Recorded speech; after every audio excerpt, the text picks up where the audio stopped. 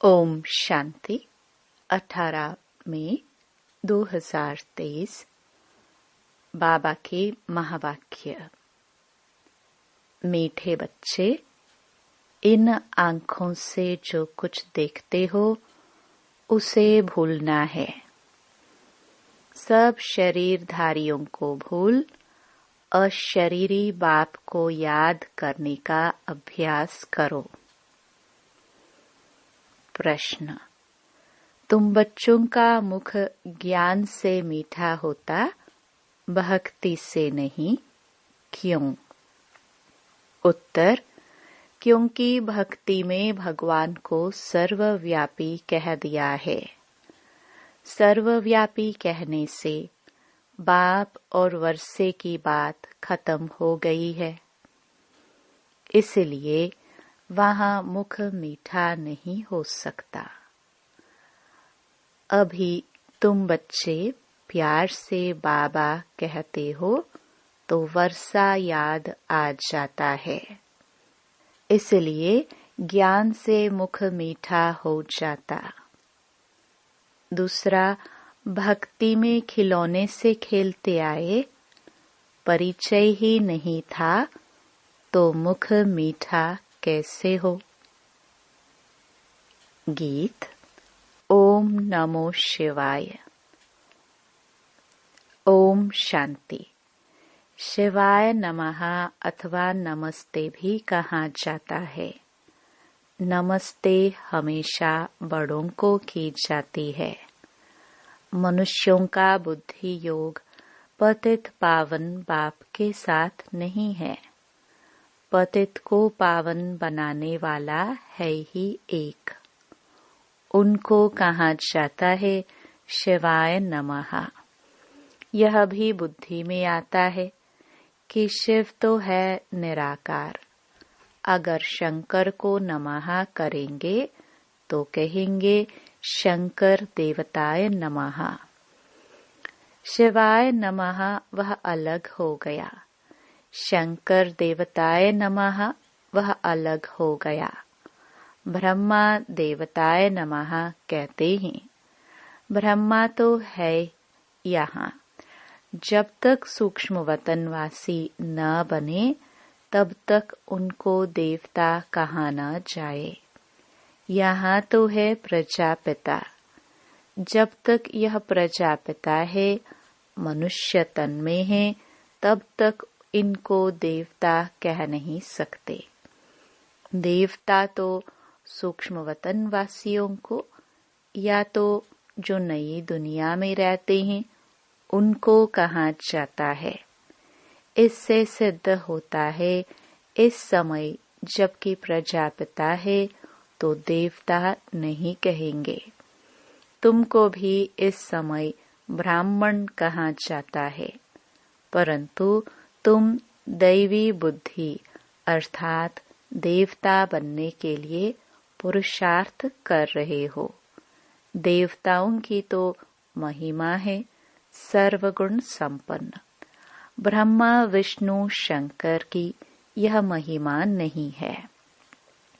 महिमा मनुष्य मात्र की और देवताओं की अलग अलग होती है। प्रेसिडेंट है, उनका पाठ अपना, प्राइम मिनिस्टर का पाठ अपना है। ड्रामा में पाठ तो अलग अलग होगा ना। तो जब शिवाय नमः कहते हैं तो शिव बाबा ही है। ब्रह्मा देवताय नमः, विष्णु देवताय नमः अलग है। शिव बाबा को ऐसे नहीं कहेंगे। उनको कहेंगे परमपिता परमात्मा शिव, क्योंकि शिव और सालिग्राम हैं। वह छोटे छोटे दिखाते हैं, वह बड़ा है। बाबा ने समझाया है, कोई भी छोटे बड़े नहीं होते हैं। उनको कहा जाता है परमपिता परमात्मा, गॉड फादर। यह क्यों कहते हैं? आत्मा सालिग्राम शिव को बाबा कहती है तो जरूर बाप से वर्षा मिलना चाहिए, क्योंकि वह है स्वर्ग का रचयिता। जरूर आदि सनातन देवी देवता धर्म की रचना परमपिता परमात्मा ने की होगी और कोई कर ना सके।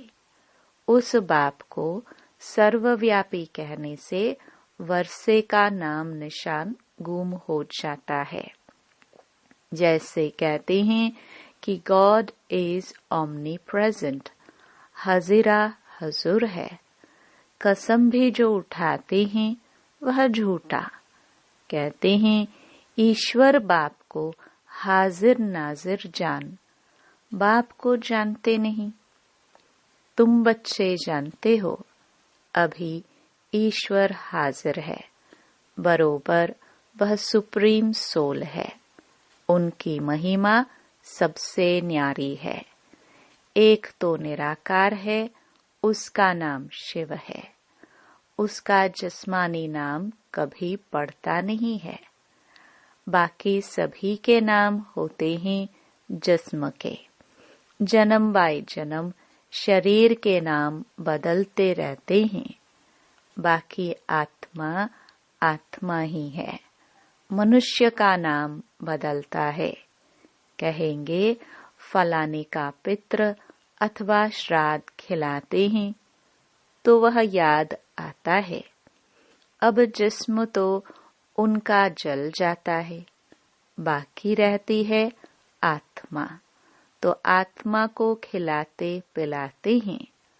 आत्मा को निर्लेप कह न सके।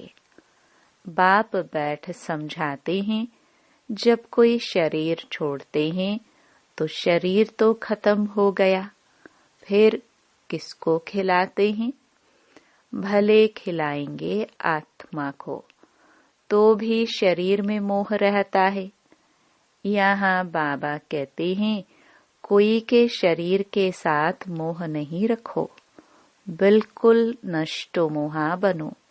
सब शरीरों को बुद्धि से निकालना है।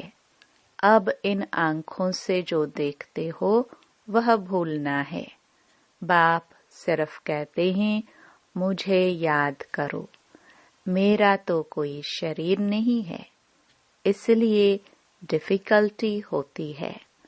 सगाई की अंगूठी पहनाते हैं ना। अब वह तो निराकार है, उसका कोई चित्र नहीं है। अंगूठी पहनाई जाती है कि निराकार शिव बाबा को याद करो। नई बात हो गई ना।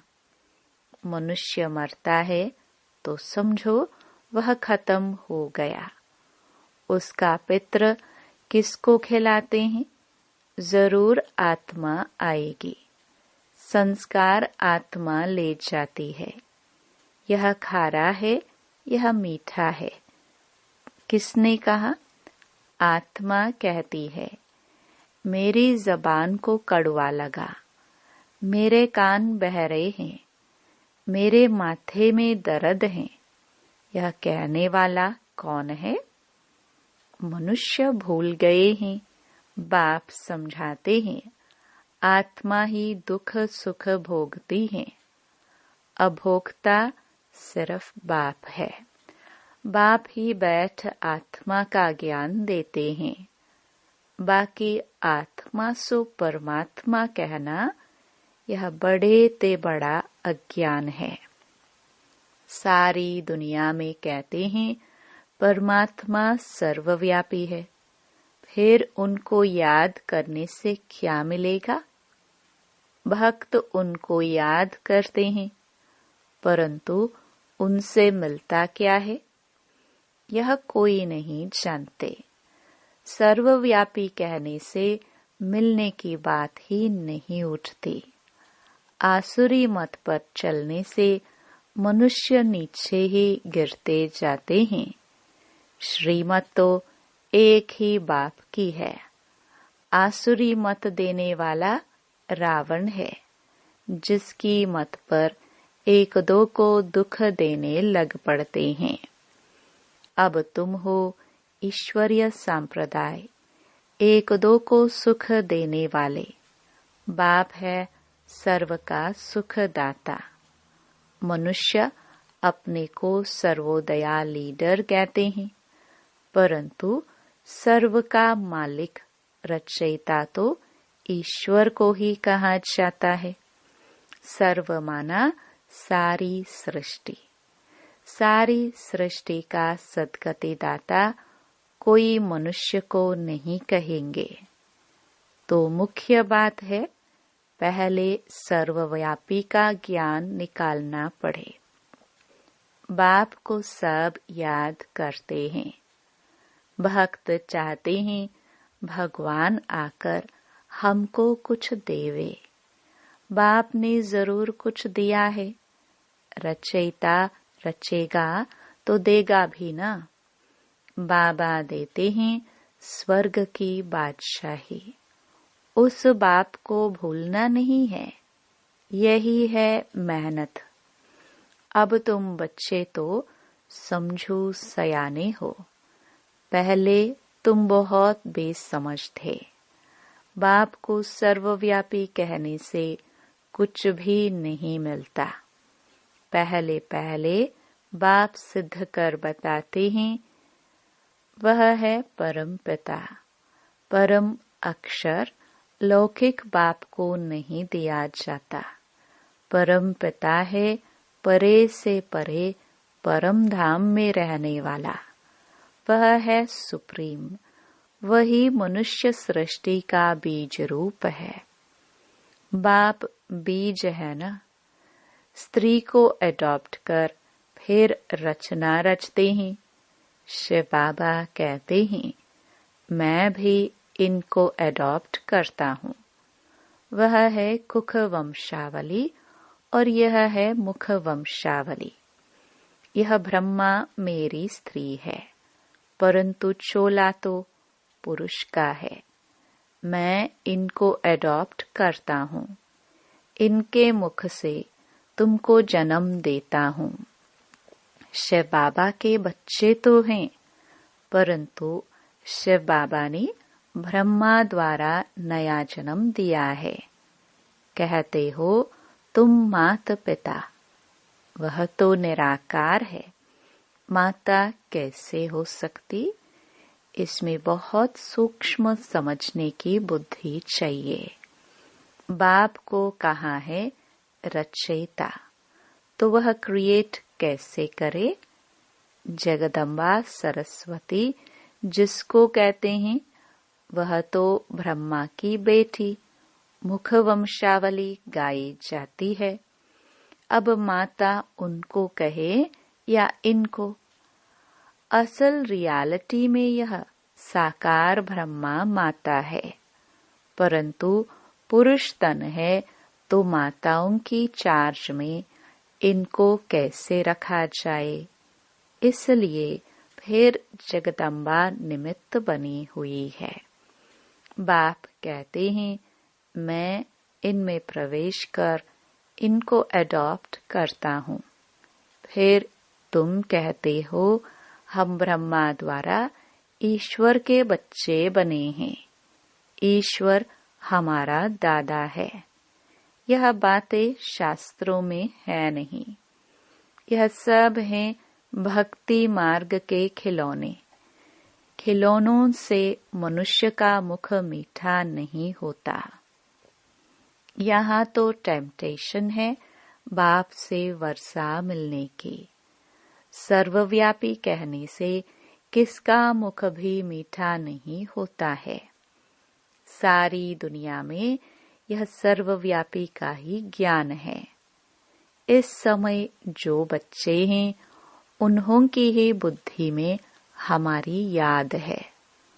तो उन्होंने फिर लिख दिया है, मैं सर्वव्यापी हूँ। सभी मनुष्य मुझे याद करते हैं, परंतु जानते नहीं हैं। तो अर्थ का कितना फर्क कर दिया है। रस्सी को सांप बना दिया है। अब बाप कहते हैं, मेरे को याद करो और कोई को नहीं। इसका मतलब यह नहीं है कि मैं सर्वव्यापी हूँ। तुम जानते हो, हमारी आत्मा बाबा को याद करती है, तो सर्वव्यापी अक्षर में फर्क हो गया। यह भी ड्रामा की भावी है, फिर भी ऐसे ही होगा, होना ही है। इस समय जो एक्ट चली, शूट हुआ, उसको ड्रामा कहेंगे। अनादि बना बनाया ड्रामा है, इसमें कोई फर्क नहीं पड़ सकता। यह चित्र आदि सब ड्रामानुसार बच्चों द्वारा बनवाए गए हैं। यह खुद कहते हैं, मैं कुछ नहीं जानता था। अब बाप ने दिव्य दृष्टि दी है। दिव्य दृष्टि दाता तो वह है ना। नए नए चित्र बनवाते रहते हैं। एक बार बनाया, फिर पॉइंट निकलती है तो करेक्ट करना पड़ता है। ब्रह्मा के आगे प्रजापिता अक्षर जरूर लिखना पड़े, नहीं तो मनुष्य समझते नहीं। कहते हैं ब्रह्मा मुख वंशावली, तो औलाद हुए ना। ब्रह्मा की औलाद तो ब्राह्मण हुए ना। तुम बच्चे जानते हो, प्रैक्टिकल में हम ब्रह्मा की औलाद शिव के पोत्रे हैं। पहली पहली बात है ही बाप और वर्षे की, जिससे मुख भी मीठा हो। बाप स्वर्ग का रचयिता है, तो जरूर वर्षा मिलना चाहिए। कोई नहीं लेते हैं तो समझो हमारे दैवी धर्म के नहीं हैं। आकर समझेंगे वही जो देवी देवता पद पाने वाले होंगे। मुख्य बात है पवित्रता की। पवित्र रहने बगैर रक्षा बंधन हो न सके। बाप से प्रतिज्ञा करते हैं, बाबा हम पवित्र जरूर बनेंगे। पवित्र बनने के बगैर आपके पास कैसे आ सकेंगे? जरूर श्रीमत पर ही श्रेष्ठ बनेंगे। सतयुग में तो नहीं बनेंगे, जरूर कलयुग में बने होंगे। कलयुग अंत सतयुग आदि का संगम होगा, अर्थात संगम पर ही बाप आकर बच्चों को स्वर्ग का वर्षा देते हैं। भारत का नाम बहुत बाला है। भारत ही सच खंड और झूठ खंड बनता है। और खंड गोल्डन एज में नहीं होंगे। दूसरे सभी खंड विनाशी हैं। यह है अविनाशी खंड, क्योंकि अविनाशी बाबा फिर से आए हैं। धर्म स्थापना की एक्टिविटी जो हुई है, कल्प बाद फिर वही चलेगी। बाप कितना वर्षा देते हैं। मोस्ट बिलवड बाप है। गृहस्थ व्यवहार में रहते हुए तुम प्रवृत्ति मार्ग वालों को पवित्र जरूर बनना है। सन्यासियों का निवृत्ति मार्ग वालों का धर्म ही अलग है। वैसे और अलग अलग अनेक धर्म हैं, वह स्वर्ग में नहीं आएंगे। जो हमारे धर्म के और धर्मों में मिल गए हैं, वही निकलेंगे। अब तुमको कितना ज्ञान मिला है। तुम्हारा तीसरा नेत्र खुला है। त्रिकालदर्शी तुम बन रहे हो। सिवाय तुम ब्राह्मणों के और कोई भी मनुष्य मात्र त्रिकालदर्शी नहीं होते। देवताएं भी त्रिकालदर्शी नहीं हैं। बाप कहते हैं, तुमको तीसरा नेत्र दे सज्जा बनाता हूँ। तुम बच्चे जानते हो, हमारा अब तीसरा नेत्र खुल रहा है। जैसे बाप में सारे सृष्टि के आदि मध्य अंत का ज्ञान है, वैसे हम जो उनके बच्चे हैं, हमको भी बाबा द्वारा ज्ञान मिला है। गोया हम मास्टर ज्ञान सागर बन रहे हैं और किसको मास्टर ज्ञान सागर नहीं कहेंगे, परंतु तुमको भी ज्ञान सागर नहीं कहेंगे। तुम ज्ञान नदिया हो। बाकी ऐसे नहीं अर्जुन ने तीर मारा और गंगा निकल आई, ना ही गऊ के मुख से पानी निकल आता है। वहां गंगा कहाँ से आएगी? कहाँ तुम दो भुजा वाले, कहाँ वह जगदम्बा को चार भुजा दे देते हैं। तुम बच्चों को बहुत कुछ समझाना है। कई बच्चे कहते हैं कि बाबा की याद नहीं रहती है। अपने को आत्मा नहीं समझते, घड़ी घड़ी भूल जाते हैं। बाप को याद नहीं करेंगे तो वर्षा कैसे मिलेगा? बाबा कहते हैं निरंतर मुझे याद करो तो उसी योग बल से तुम्हारे विकर्म विनाश होंगे। याद नहीं करेंगे तो मम्मा बाबा के तख्त नशीन कैसे बनेंगे? उनको कपूत कहाँ जाएगा? सपूत बच्चे तो बाप को निरंतर याद करने का खूब पुरुषार्थ करते रहेंगे। अंत तक करना ही है। बाप को जितना याद करेंगे उतना तुम्हारी कमाई है। अपना चार्ट रखो। जो ओटे सो अर्जुन, उन्हें ही वारिस कहा जाता है। अच्छा, मीठे मीठे सिखिलदे रूहानी बच्चों प्रति मात पिता बाप दादा का याद प्यार और गुड मॉर्निंग। रूहानी बाप की रूहानी बच्चों को नमस्ते। धारणा के लिए मुख्य सार। पहला, ईश्वरीय मत पर एक दो को सुख देना है, किसी को भी दुख नहीं देना है। बाप समान सुखदाता बनना है। दूसरा, इन शरीरों से मोह निकाल नष्टो मोहा बनना है। सपूत बच्चा बन निरंतर बाप को याद करने का पुरुषार्थ करना है। वरदान, हंस आसन पर बैठ हर कार्य करने वाले सफलता मूर्त विशेष आत्मा भव। जो बच्चे हंस आसन पर बैठकर हर कार्य करते हैं, उनकी निर्णय शक्ति श्रेष्ठ हो जाती है। इसलिए जो भी कार्य करेंगे उसमें विशेषता समाई हुई होगी। जैसे कुर्सी पर बैठकर कार्य करते हो, वैसे बुद्धि इस हंस आसन पर रहे तो लौकिक कार्य से भी आत्माओं को स्नेह और शक्ति मिलती रहेगी। हर कार्य सहज ही सफल होता रहेगा।